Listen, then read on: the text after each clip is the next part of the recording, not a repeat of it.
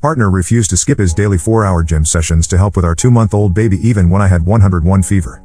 Then his brother told me I'm not cut out for motherhood because military wives handle deployments alone.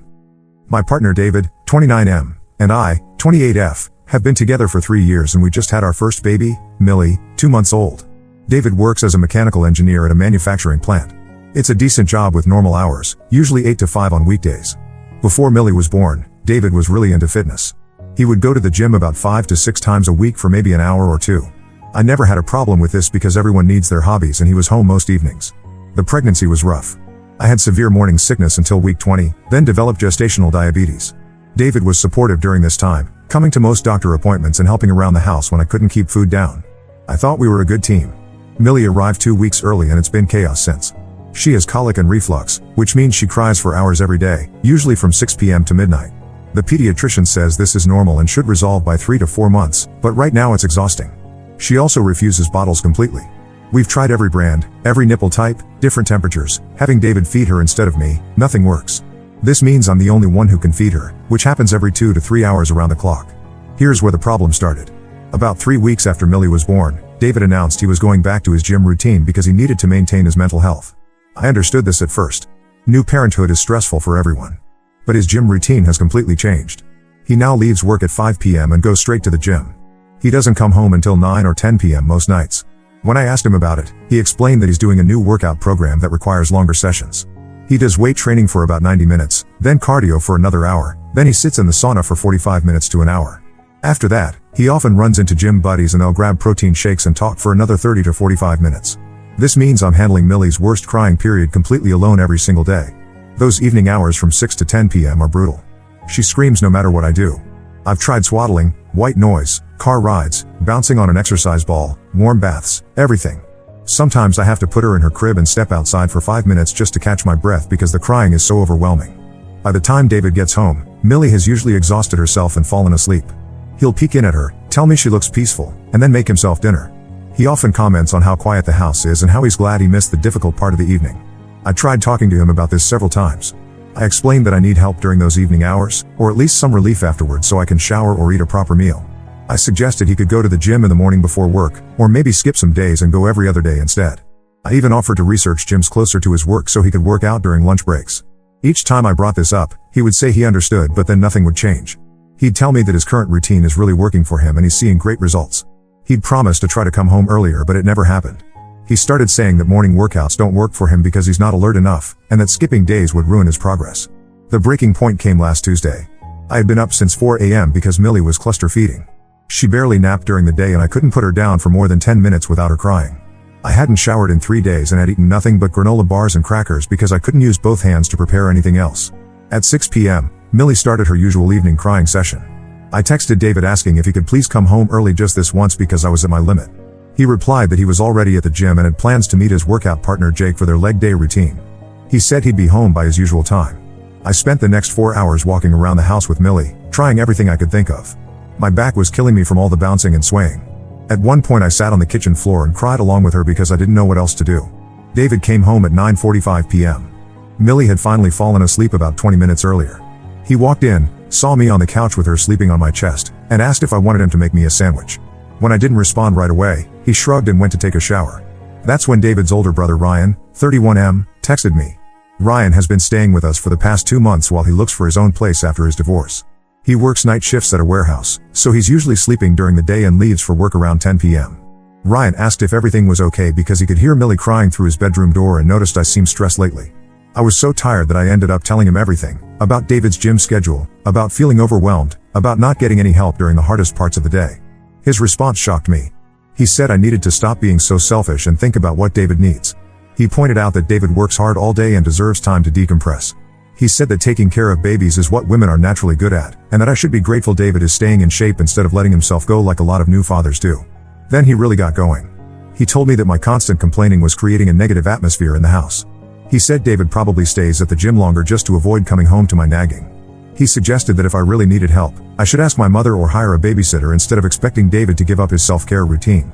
The conversation ended with Ryan telling me that some women handle multiple kids while working full-time jobs, and that maybe I'm just not cut out for motherhood if one baby is too much for me to handle.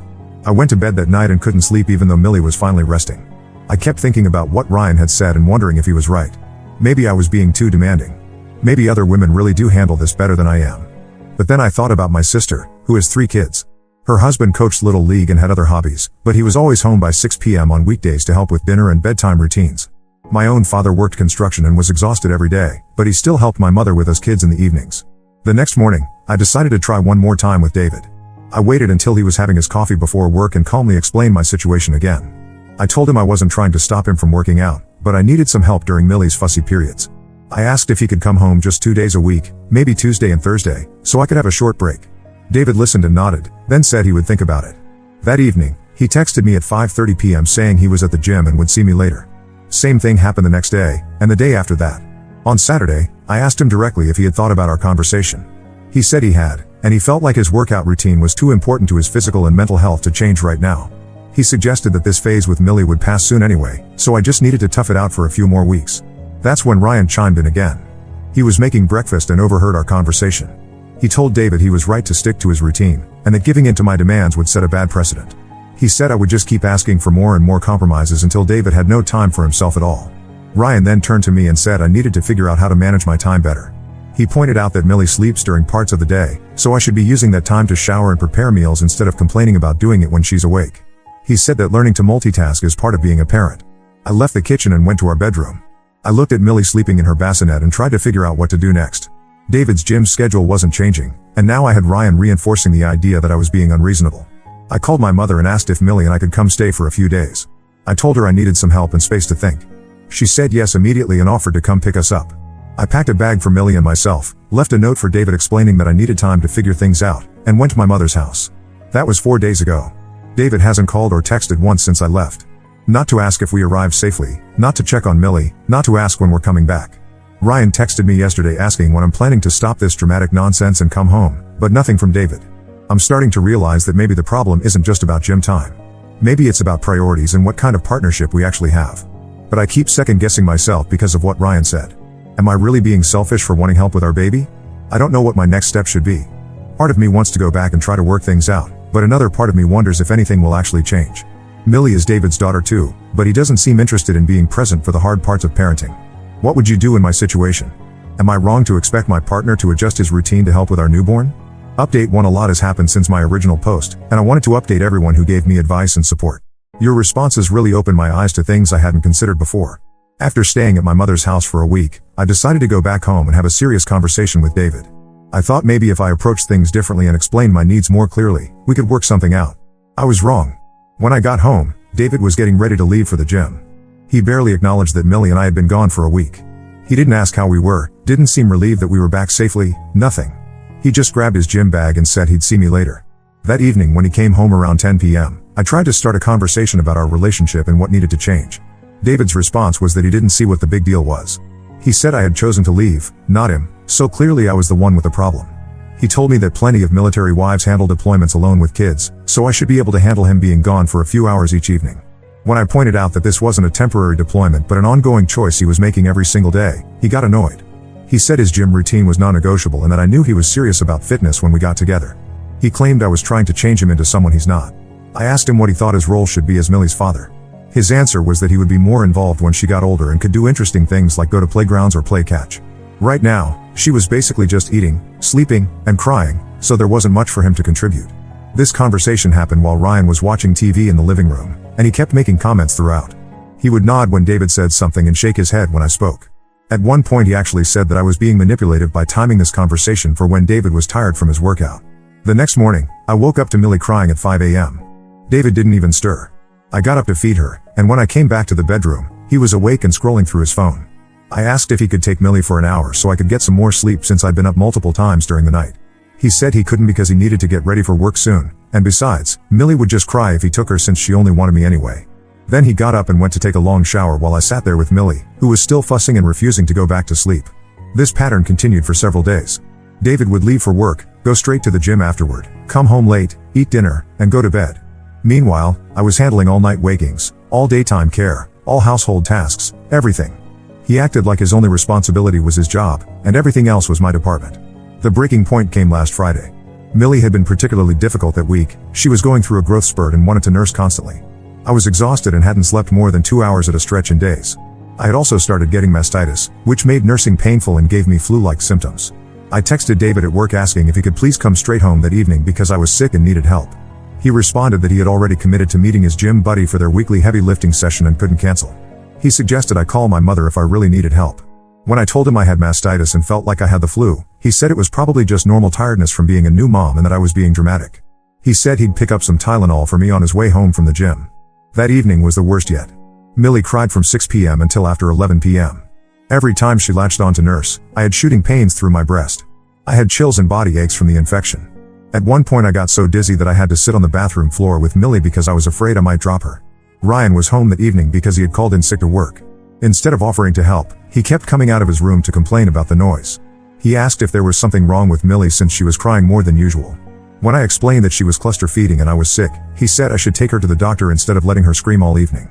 When David finally came home at 10:30 p.m., Millie had exhausted herself and was sleeping. He found me on the couch with a fever of 101 degrees. Instead of being concerned, he seemed irritated that I looked so disheveled. He asked if I had gotten anything done around the house that day, since he noticed the dishes weren't washed and there was no dinner prepared. I stared at him and realized something had fundamentally changed in how I saw him. This wasn't the same person I had fallen in love with. This wasn't someone who cared about me or our daughter. This was someone who saw us as obligations that were interfering with his preferred lifestyle. The next morning, I called my doctor about the mastitis and made an appointment for Monday. Then I called my mother and asked if Millie and I could come stay again, this time for longer. I told her I needed to make some serious decisions about my relationship. I packed more clothes this time and left another note for David. I explained that I was sick, our daughter needed more attention than I could provide alone, and his unwillingness to help was making everything worse. I said I needed time to figure out if this relationship was working for any of us. This time, David did text me. But not to ask about Millie or check on my health. He texted me Sunday evening asking when I was coming back because he had run out of clean work shirts and didn't know how to use the washing machine. I didn't respond to that text. On Monday, after seeing my doctor and getting antibiotics for the mastitis, I texted him back saying I wouldn't be returning until he was ready to have an honest conversation about sharing parental responsibilities. His response was immediate and angry. He said I was being ridiculous and using Millie as a weapon against him. He claimed he worked hard all day to provide for us, and that should be enough contribution to the family. He said if I wanted help with childcare, I should hire someone instead of expecting him to give up his personal time. Then he said something that really revealed his true feelings. He texted that he never signed up to be a stay-at-home dad, and that traditional gender roles exist for a reason.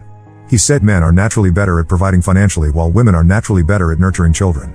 When I responded that I had also worked full-time before Millie was born and had contributed financially to our household, he said that was different because my job wasn't as demanding as his. He claimed that since I was staying home now anyway, childcare was obviously my responsibility. The final text in that conversation was him saying that if I didn't like our arrangement, maybe I wasn't ready to be a mother yet. He suggested that some women just aren't cut out for the sacrifices that parenthood requires. I screenshot all of these messages and showed them to my mother. She was appalled, especially at his comment about me not being ready to be a mother. She pointed out that he was the one who seemed unprepared for parenthood, since he expected to continue his pre-baby lifestyle without any changes. It's been a week since that text conversation, and David hasn't reached out again. Ryan has sent me a few messages saying I'm tearing the family apart and that David is miserable without us. But when I asked Ryan to put David on the phone so we could talk, Ryan said David was at the gym and would call me later. He never did. I've been doing a lot of thinking during this time at my mother's house. With her help, taking care of Millie has been manageable. She watches Millie for an hour each morning so I can shower and eat breakfast. In the evenings, she helps during Millie's fussy time so I can take breaks when needed. This is what partnership looks like, sharing the load so nobody gets overwhelmed. Millie is actually doing better here too. The mastitis cleared up quickly once I could rest and take my antibiotics on schedule. Millie's colic seems less severe when I'm not stressed and exhausted all the time. She's even started sleeping for longer stretches at night. I'm starting to realize that the problem was never just about David's gym schedule. The gym was just a symbol of his priorities. He prioritized his wants over his family's needs, and he had no intention of changing that. Even when I was literally sick with an infection, his workout was still more important than helping his partner and child. I think I know what I need to do, but I'm scared to take that final step. Millie deserves better than a father who sees her as an inconvenience. I deserve better than a partner who thinks providing financially is the only contribution he needs to make to our family. I'm going to give David one more chance to step up, but this time I'm not going to beg or negotiate. I'm going to clearly state what needs to change and give him a choice. Either he becomes a real partner and father, or Millie and I will build our lives without him. Update 2: I need to update everyone because the situation has gotten more complicated than I expected. Some of you might remember my posts about David prioritizing his gym routine over helping with our newborn daughter Millie. After my last update, I decided to give David one final opportunity to step up as a partner and father. I arranged for us to meet at a neutral location, a coffee shop near our house, to have a serious conversation about our future. David showed up 20 minutes late because he had stopped at the gym first for what he called a quick session. He seemed annoyed that I had asked him to meet during what would normally be his workout time. This was already not a great start. I laid out my position clearly. I told him that I needed him to be present and involved as a father and partner. I explained that this meant coming home directly after work at least 3 days per week to help with Millie's evening routine. I said I needed him to take some night feedings so I could get adequate sleep. I also asked him to take responsibility for some household tasks since I was handling all of the childcare. David listened, but his response made it clear that he had no intention of changing anything. He said that he had been thinking about our situation, and he believed the real problem was that I had unrealistic expectations about parenthood. He claimed that most couples divide responsibilities along traditional lines, with men focusing on providing income and women managing the home and children. He told me that his gym routine was essential for his mental health and job performance, which ultimately benefited our family financially. He said that asking him to sacrifice his well-being for what he called my convenience was selfish. He suggested that I should be grateful he was maintaining his physical fitness instead of letting himself go like many new fathers do. When I pointed out that I was also sacrificing my well-being by getting no sleep and having no personal time, he said that was different because I had chosen to stay home with Millie. He claimed that if I really wanted more freedom, I should go back to work and we could put Millie in daycare. I asked him what he thought his role as Millie's father should be. His answer was that he would definitely be more involved when she got older and could participate in activities he enjoyed, like sports or hiking. For now, since babies mainly needed feeding and diaper changes, he felt his time was better spent maintaining his income and health. The conversation ended with David saying he thought I was going through some kind of postpartum phase that was making me unreasonable. He suggested I talk to my doctor about medication to help with what he called my mood issues. He said once I got my hormones under control, I would probably see things more clearly and appreciate the stability he provided. I left that meeting knowing my relationship was over, but I still wasn't prepared for what happened next. 2 days later, I went to our house while David was at work to pack more of Millie's and my belongings. I had decided to stay at my mother's house indefinitely while I figured out next steps. Ryan was there, just getting up from his night shift sleep. Ryan seemed surprised to see me and asked if David knew I was coming by. When I explained that I was collecting more clothes and baby items, he got agitated.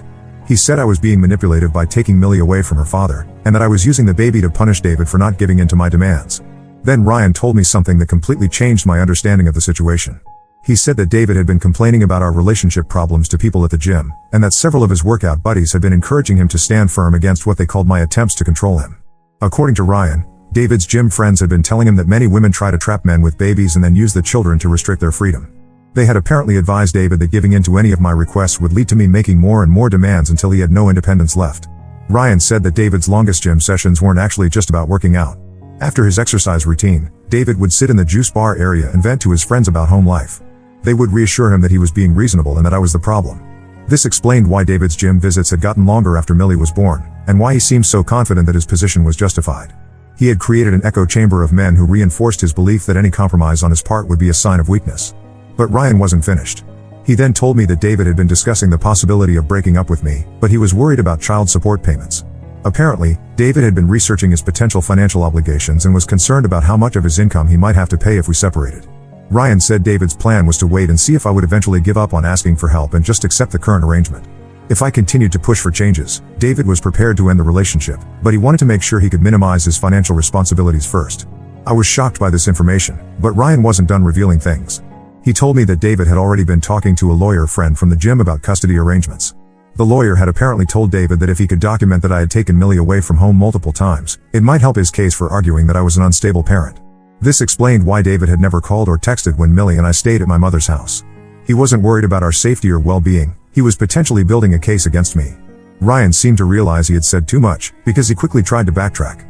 He said he was only telling me this because he thought I should know what I was up against. He claimed he actually wanted us to work things out, but that I needed to be more realistic about what David was willing to offer. I finished packing and left without saying much to Ryan. I was too stunned to process everything he had told me. When I got back to my mother's house, I immediately called a family lawyer to get advice about my rights and options. The lawyer confirmed that David's strategy was not uncommon. Some parents do try to characterize the other parent as unstable or unfit when they're preparing for custody battles. She advised me to document everything: David's absence from parenting duties, his refusal to help when I was sick, his statements about not wanting to be involved until Millie was older. She also told me that David's financial concerns were overblown. Child support calculations are based on both parents' incomes and custody arrangements. If David wanted minimal custody time, he would indeed pay more support, but that would be because he was choosing not to parent, not because the system was unfair to him. Armed with this information, I decided to stop trying to save my relationship with David. Instead, I started focusing on protecting Millie's and my future. I began documenting David's lack of involvement, keeping records of his gym schedule, and saving all of our text conversations. I also started making practical plans for supporting myself and Millie long term. I researched daycare options and began looking for part-time work that would allow me to provide for us while still being present for Millie's early months. The hardest part was accepting that David had never been the partner I thought he was. The person who supported me during pregnancy and seemed excited about becoming a father had apparently been an act. The real David was someone who saw fatherhood as an optional activity and partnership as a burden on his personal freedom. 3 weeks after my conversation with Ryan, David finally called me. He didn't ask about Millie or express any concern about how we were doing. Instead, he asked when I was planning to stop playing games and come home. He said he had been patient with my dramatics, but enough was enough. I told him I wasn't coming back, and that I would be filing for custody and support arrangements through the court system. His response was immediate anger. He accused me of being vindictive and using Millie as a weapon. He said he had tried to be understanding about my postpartum issues, but I was clearly determined to destroy our family. Then he said something that confirmed everything Ryan had told me. He said that if I wanted to make this difficult, he was prepared to fight for custody. He claimed that since I had repeatedly taken Millie away from her home, he had grounds to argue that I was an unfit mother. He said his lawyer had advised him that courts don't look favorably on mothers who use children to manipulate their fathers. I stayed calm and told him that I had also spoken with a lawyer, and that documenting a father's absence and refusal to participate in childcare was actually more relevant to custody decisions than a mother seeking support from her family during difficult times. David seemed surprised that I had gotten legal advice. He became less aggressive and tried a different approach. He said that maybe we could work something out without involving lawyers. He suggested that if I came back home, he might be willing to adjust his schedule occasionally to help with Millie. I told him it was too late for compromises. I had given him multiple opportunities to step up as a father and partner, and he had chosen his gym routine over his family every time. I said that Millie deserved a father who wanted to be involved in her life, not someone who saw her as an inconvenience he might tolerate when convenient. The call ended with David saying I would regret making this decision. He said I was throwing away a stable relationship over minor disagreements about scheduling, and that I would struggle as a single mother. He claimed that Millie would suffer because of my selfishness. Since that conversation, David has made no effort to see Millie or ask about her well-being. He hasn't offered to provide any financial support or help with her care. His actions continue to prove that his threats about fighting for custody were empty. He doesn't actually want the responsibility of parenting. I'm now living with my mother while I get back on my feet financially and emotionally. Millie is thriving with the consistent care and attention she receives here. She's sleeping better, her colic has improved significantly, and she's hitting all her developmental milestones. I've started working part-time remotely for my old company, and I'm interviewing for full-time positions that would allow me to support Millie and myself independently. It's challenging, but I feel more optimistic about our future than I have in months. Update 3: I wanted to give everyone a final update on my situation with David and let you know how things have turned out for Millie and me. It's been about 4 months since I first posted about David prioritizing his gym routine over helping with our newborn daughter. A lot has happened since then, and I think it's important to share how everything resolved. After my last update, David and I went through the legal process of establishing custody and support arrangements. Despite his earlier threats about fighting for custody, David made no real effort to pursue shared parenting time. His lawyer submitted a proposal requesting every other weekend visitation, with no overnight stays until Millie turned 2 years old. Even this minimal arrangement proved to be more than David actually wanted. During our first court-mandated mediation session, David's attorney had to repeatedly prompt him to pay attention because he kept checking his phone. When the mediator asked David to describe his relationship with Millie and his plans for their time together, his answers were vague and focused mainly on activities he might do with her when she got older. The mediator asked David specific questions about Millie's current routine, her feeding schedule, her preferences for being soothed when upset, and her sleep patterns. David couldn't answer any of these questions. He admitted that he had never handled her bedtime routine, had never fed her a bottle, and couldn't remember when she had last been to the pediatrician. When asked why he was requesting every other weekend custody, David said it was because he thought fathers should have regular time with their children. But when the mediator pressed him about his current level of involvement, David acknowledged that he hadn't seen Millie in over 2 months and hadn't asked about her well-being during that time. The final custody arrangement ended up being quite different from what David initially requested. He was granted supervised visitation for 2 hours every other Saturday, with the option to request increased time after demonstrating consistent involvement for 6 months. David agreed to this arrangement without any objection, which confirmed my suspicion that he had never really wanted significant custody time. David has used exactly 3 of these scheduled visitation opportunities in the past 2 months. The first visit lasted about an hour before he said Millie was too fussy and he didn't know how to calm her down. The second visit was cut short when David received what he said was an urgent work call. The third visit went better, but mainly because my mother stayed nearby and helped when Millie needed to be fed or changed. For the past month, David has simply not shown up for his scheduled visits. He doesn't call to cancel or reschedule. According to the supervision requirements, these missed visits are being documented in case future custody modifications are needed. The child support process was more straightforward. Based on our respective incomes and the custody arrangement, David was ordered to pay a monthly amount that covers about 60% of Millie's expenses. He has made these payments consistently, probably because they're automatically deducted from his paycheck. However, David has made no effort to provide anything beyond the court-ordered minimum. He hasn't bought Millie any clothes, toys, or supplies. He hasn't contributed to medical expenses not covered by insurance. He hasn't offered to help with daycare costs now that I'm working full-time again. Speaking of work, I was able to return to my previous job with some modifications. My employer allowed me to work from home 3 days per week and come into the office only on Tuesdays and Thursdays. On office days, Millie stays with my mother, who has been incredibly supportive throughout this entire process. The transition back to work was challenging at first, but it's been good for both Millie and me. I feel more like myself again, and having my own income gives me independence and security.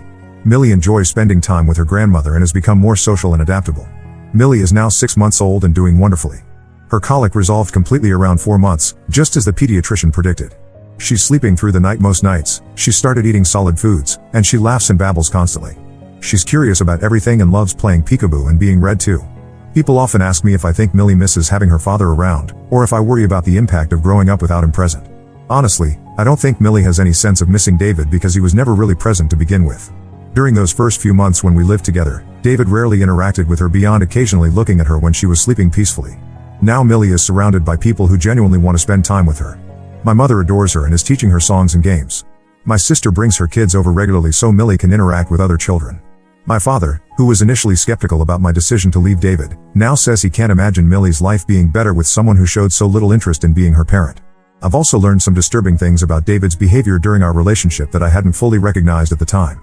My mother pointed out that David's insistence on maintaining his exact pre-baby routine wasn't just about the gym, it was about refusing to acknowledge that his life circumstances had changed. She helped me see that David had approached fatherhood like it was something that would happen around his existing priorities rather than something that would require him to adjust those priorities. He genuinely seemed to believe that Millie would simply fit into his life without requiring any sacrifices from him. Ryan moved out of David's house about 6 weeks ago. Before he left, he called me to apologize for some of the things he had said during those difficult early months. He admitted that he had been going through his own issues after his divorce and had projected some of his bitterness about his ex-wife onto my situation. Ryan told me that after I left, David had expected him to help with household tasks like laundry and cooking. When Ryan pointed out that these weren't his responsibilities, David became resentful and complained that everyone was abandoning him. Ryan said it became clear that David had relied on me for much more than just childcare. He had expected me to manage all aspects of domestic life while asking for nothing in return. According to Ryan, David has continued his gym routine exactly as before. He's there every evening for the same amount of time, socializing with the same group of friends. Ryan said David occasionally mentions Millie in passing, but usually only to complain about child support payments or to make comments about how much easier his life is now. The most telling conversation Ryan shared was when David had said that having a baby was nothing like he expected. Apparently David had thought that babies mostly slept and that parenting would involve playing with them for short periods when it was convenient. He had never considered the reality of night feedings, diaper changes, crying fits, or the constant vigilance required to keep an infant safe and comfortable. Ryan said David seemed genuinely surprised that Millie required attention even when she wasn't hungry or dirty. The concept that babies need interaction, stimulation, and comfort beyond meeting their basic physical needs had never occurred to him. David had apparently expected parenthood to be something he could participate in only when he felt like it. I've had time to reflect on our entire relationship, and I can see now that there were warning signs I ignored or rationalized away. During my pregnancy, David would often make jokes about how his life wasn't going to change much because babies sleep most of the time anyway. When I mentioned things like getting up for night feedings or adjusting our social schedule, he would laugh and say we'd figure it out when the time came. David also never showed much interest in learning about baby care. He didn't read any parenting books, didn't ask questions during prenatal appointments, and seemed bored during the childbirth classes we attended. I assumed he was just processing the changes in his own way, but now I realize he simply wasn't planning to be an active participant. Looking back, I can see that David approached our relationship the same way he approached fatherhood. He wanted the benefits without the responsibilities. He enjoyed having someone to share expenses with, someone to cook meals and manage the household, someone to provide companionship when he wanted it. But when I needed support or partnership, he treated it like an unreasonable demand on his independence. The gym routine was just the most obvious example of this pattern. David felt entitled to maintain his exact lifestyle preferences regardless of how they affected his partner or child. He couldn't understand why his wants weren't automatically more important than our needs. I'm sharing this final update because I want other people in similar situations to know that it's possible to build a good life even when your partner refuses to step up. Millie and I have created routines and relationships that work for us. We're not missing anything by not having David around because he was never really present anyway. Millie will grow up knowing that she deserves people in her life who are excited to spend time with her, who prioritize her well-being, and who show up consistently. She'll learn what healthy relationships look like by watching how the adults around her treat each other with respect and consideration. I won't lie and say that single parenthood is easy. There are definitely challenges, especially around logistics and finances. but it's infinitely easier than trying to parent with someone who resents being asked to parent at all. The emotional energy I was spending on trying to convince David to care about his family is now available for actually caring for Millie and myself. Some people have asked if I would consider getting back together with David if he showed genuine change and commitment to being a better father and partner.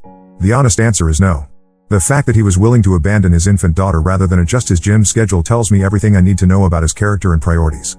David had months to demonstrate that Millie and I mattered to him. He had multiple opportunities to make small compromises that would have shown he understood his responsibilities as a father and partner. Instead, he chose to dig in deeper and defend his right to prioritize his personal preferences over his family's needs. Even if David somehow transformed overnight into an involved father, I could never trust him again. When Millie needed him most, during those exhausting early months when parenting is hardest, he was completely absent by choice. I can't imagine feeling secure in a relationship with someone who showed so clearly that his love and support are conditional on convenience. Millie deserves better than a father who might show up when it's easy and fun but disappears when things get difficult. She deserves better than a mother who models accepting crumbs of affection and effort from people who should love her unconditionally. For anyone reading this who is in a similar situation, I want you to know that your needs matter. Asking for help from your partner is not unreasonable. Expecting your child's other parent to actually parent is not too much to ask.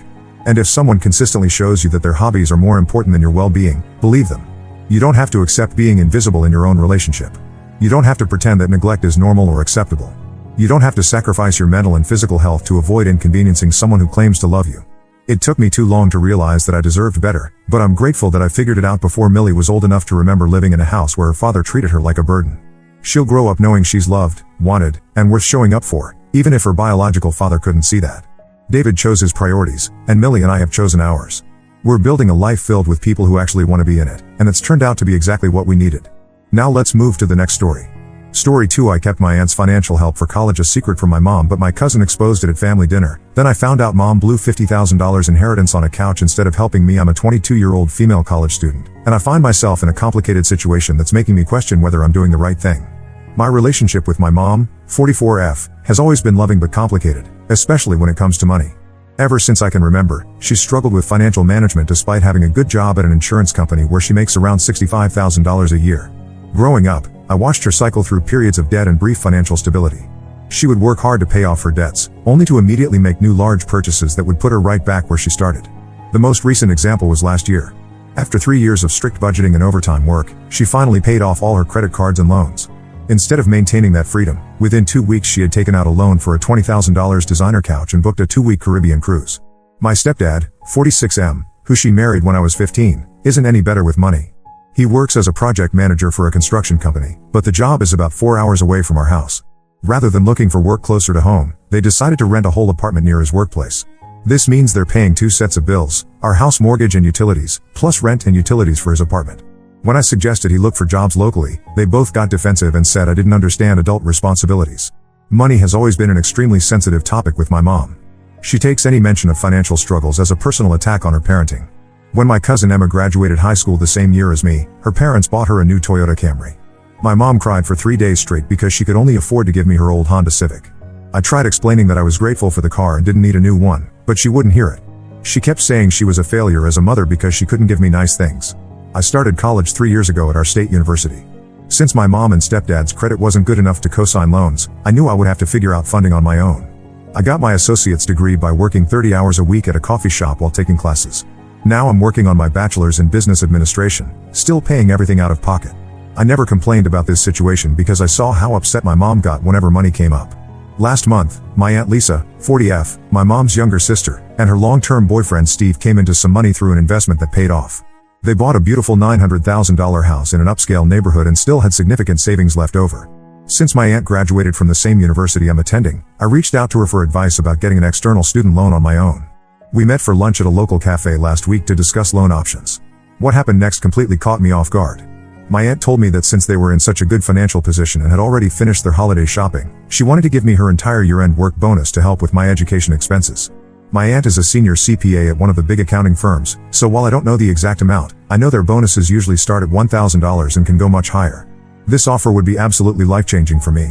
I currently have about $12,000 in student loans, which I know isn't terrible compared to some people, but with a year and a half left to finish my degree, that number is only going to grow. Any help would make a huge difference in my financial future. Here's where my dilemma comes in. My mom and I have always been extremely close and tell each other everything. We talk multiple times a day and share all the details of our lives. Keeping this from her feels wrong and goes against our entire relationship dynamic. But I know exactly how she'll react if I tell her about my aunt's offer. She'll put on a brave face while I'm there, congratulate me, and say how generous Lisa is. Then she'll go home and cry for days about being a failure as a mother because she can't help me herself. She'll probably also feel hurt that I went to my aunt for financial advice instead of trying to figure things out with her, even though she and my stepdad have already been denied as co-signers. The thought of causing her this pain makes me feel terrible, but I also don't want to turn down this incredible opportunity. My aunt specifically asked me to keep things low-key, saying she just wants to help me finish school without accumulating too much debt. She understands my mom's sensitivity about money and suggested it might be better not to make a big deal about her gift. I've gone back and forth about whether to tell my mom immediately, wait until after everything is settled, or not tell her at all. The money would go directly to my tuition account, so it's not like she would see it in my bank account. But the guilt of keeping this secret from her is eating at me. My best friend Sarah thinks I should just accept the money quietly and focus on finishing school. She's been around for years and has seen how my mom's emotional reactions to money issues have affected me. My boyfriend agrees with Sarah, saying that sometimes it's okay to keep things private if sharing them would only cause unnecessary pain. I love my mom deeply and appreciate everything she's done for me, but I also need to think about my future. The student loan debt I'm accumulating is scary, and any help reducing that burden would make a huge difference in my life after graduation. I just don't know if protecting my mom's feelings is worth keeping this secret. So, Ida, if I accept my aunt's help without telling my mom? I honestly don't know what the right thing to do is anymore. Update 1. Hi everyone, I want to thank you all for the advice and support on my last post. A lot has happened in the past 2 weeks, and I really need to share it all. I decided to accept my aunt's generous offer and plan to keep it quiet, at least for a while. Unfortunately, that plan completely fell apart last weekend during our regular Sunday family dinner at my mom's house. Every week, our extended family gathers at our place for dinner: my mom, stepdad, my younger cousin Amy, 17F, my aunt Lisa and her boyfriend Steve, and a few other relatives who live nearby. Everything was going fine until dessert when Amy started talking about her college plans for next year. She was excited about possibly attending the same university as me and started asking questions about tuition costs. That's when it happened. She casually mentioned how lucky I was that Aunt Lisa was giving me her work bonus for school. The moment those words left her mouth, the atmosphere in the room changed completely.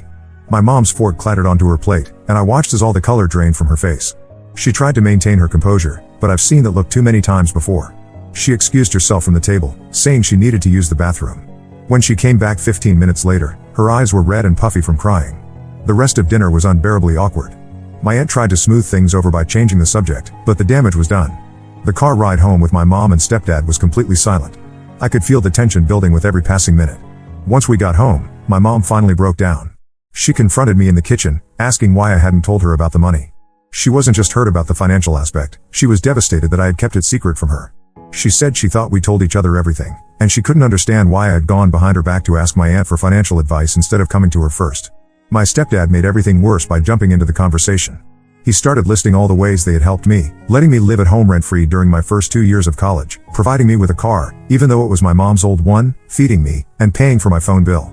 He made it sound like I was ungrateful for everything they had done, even though their attempts to help with college had been limited by their poor credit. The situation escalated when my mom called my aunt later that night. I could hear her crying and yelling through the phone. She accused my aunt of trying to show her up and make her look like a bad mother. She said things like, "You've always had it easier than me and you're trying to buy my daughter's love." My aunt tried to explain that she just wanted to help her niece with school, but my mom wouldn't listen. She told my aunt that she had no right to intervene in our family's financial matters. Now the whole family is taking sides. My older brother Mark, 25M, thinks I should have been upfront about the money from the beginning, saying secrets always come out eventually. My sister Katie, 19F, says I was right to keep it quiet because she knows how mom gets about money. My dad, who lives in Florida with his new wife, called to say I did nothing wrong by accepting help for my education. But my stepdad's family is firmly on my mom's side, saying I was deceitful and should have discussed any financial help with my mom first. The fallout has been affecting my aunt too. She called me yesterday, extremely upset about the whole situation. She said she never meant to cause family drama and suggested that maybe it would be better if she just helped me find a good private loan instead of giving me the bonus. I tried to tell her that none of this was her fault, but she feels responsible for the mess. My mom has gone from anger to silent treatment. She barely speaks to me now, and when she does, it's just short, necessary communications like dinner's ready or the bathroom's free. She's been posting cryptic messages on Facebook about trust and family loyalty, which some relatives have been commenting on, making everything even more uncomfortable. Living at home has become extremely difficult. My stepdad makes passive-aggressive comments about trust and gratefulness every chance he gets. When I'm studying in my room, I can hear my mom crying in her bedroom. She gets especially emotional whenever she sees anything related to college or finances. She even broke down at the grocery store when she saw a back-to-school display. I feel trapped because I can't afford to move out while paying for school, but the atmosphere at home is suffocating. Every meal is tense, every conversation feels loaded with unspoken accusations, and I'm constantly walking on eggshells. My aunt has given me until the end of the month to decide what I want to do about her offer. I'm torn between accepting it and dealing with the family fallout, or turning it down to keep the peace. Either way, I feel like I'm losing something important, either the financial help I desperately need for school, or my mom's trust and closeness. I never meant for any of this to happen. I was just trying to finish my education without drowning in debt. Now I feel like I've damaged my relationship with my mom, possibly permanently, and I don't know how to fix this without giving up the help I need for school. Update 2. Hi everyone, the situation has gotten even more complicated, and I need to share what happened in the past few weeks. After all the drama about my aunt's offer, I discovered something that changed my entire perspective. Last weekend, I was helping my mom organize paperwork for tax season, something I've always done since I'm good with numbers. While sorting through documents in her home office, I found papers showing she had received a substantial inheritance when my grandmother passed away last year. The amount was close to $50,000, which shocked me because she had never mentioned this money. At first, I thought maybe I was misunderstanding the documents, but as I dug deeper, I found bank statements showing how the money had been spent. The $20,000 couch, the Caribbean cruise, renovations to their master bathroom, and several other luxury purchases, it was all paid for with my grandmother's inheritance money. When I confronted my mom about this discovery, she completely broke down. Through her tears, she admitted that she had kept the inheritance secret because she was embarrassed about how she spent it. She claimed she initially planned to save some for my education but got carried away with spending. According to her, my stepdad had encouraged her to spend the money on home improvements and their vacation, saying they deserved to enjoy it after years of financial struggle. This revelation made my blood boil. All those times I was working double shifts at the coffee shop, stressing about tuition payments, and feeling guilty about asking for help with books, they had money that could have helped but chose to spend it on luxury items instead. The worst part was when my mom tried to justify their decisions, saying they needed the vacation for their mental health and the couch was an investment in their home. I couldn't keep this information to myself. During one of our regular phone calls, I told my aunt about the inheritance. She was shocked because my mom had been telling everyone she couldn't help me with college due to financial hardship. In fact, she had used her financial struggles as a way to gain sympathy from family members, often crying at family gatherings about not being able to help me with school. My aunt became upset and shared this information with other family members, including my dad. When my dad found out, he was furious. He called my mom demanding explanations about why she spent her inheritance on luxuries while their daughter struggled with college expenses. This led to a massive argument where my mom accused everyone of ganging up on her and trying to make her look like a bad mother. My stepdad got involved and became extremely defensive. He cornered me in the kitchen one evening and said I had no right to discuss their private financial matters with others. He accused me of trying to turn the family against them by making them look bad. He even suggested that maybe I should start looking for my own place if I couldn't be trusted to keep family matters private. The situation at home has become unbearable. My mom switches between crying about being misunderstood and getting angry at me for exposing their secret. Sometimes she tries to explain that she needed nice things after struggling for so long, other times she accuses me of being ungrateful for everything she's done for me. My stepdad barely acknowledges my presence anymore, and when he does, it's with cold, disapproving looks. Some relatives have taken their side, saying I shouldn't judge how they spend their money since it was my mom's inheritance to use as she pleased. But others, especially those who knew my grandmother well, support me and think their behavior was selfish. My grandmother had always emphasized the importance of education, and they feel my mom disrespected her wishes by not using any of the money to help with my schooling. My aunt is now insisting on helping me even more after learning about the inheritance situation. She says she won't let me struggle when other family members had the means to help but chose not to. This has only made my mom more upset, claiming that my aunt is trying to replace her as my mother and turn me against her. I'm currently staying with my best friend until things calm down. Living at home became impossible after my stepdad started making comments about me being a snake in their home. My aunt's bonus turned out to be much more generous than I initially expected, and I've decided to accept it. After discovering how my mom chose to spend her inheritance, I realize I need to put my education and future first, regardless of how she feels about it. Update 3. Hi everyone, this will be my final update on this situation. A lot has changed since my last post, and I want to share where things stand now. After staying with my friend for several weeks, I made the decision to move into a small apartment near campus.